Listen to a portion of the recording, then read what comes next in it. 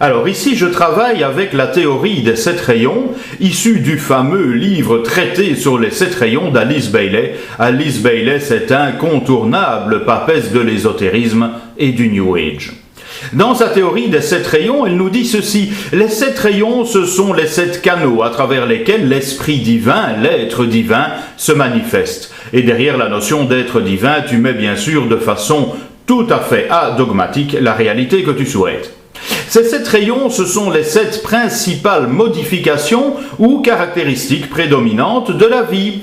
Ils ont pour nom la volonté et le pouvoir, l'amour et la sagesse, l'intelligence active, l'harmonie par le conflit, la connaissance concrète et les sciences, la dévotion, l'idéalisme et l'ordre et le cérémonial. Bien sûr, derrière chaque titre qu'il y a là, se cachent quelques centaines, centaines de pages de développement.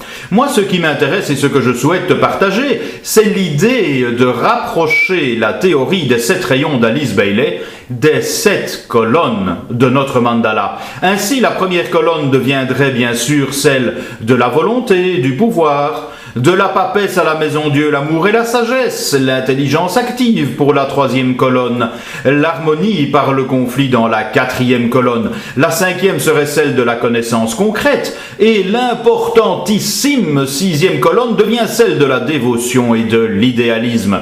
Quant à la 7e colonne, ce serait celle de l'ordre et du cérémonial.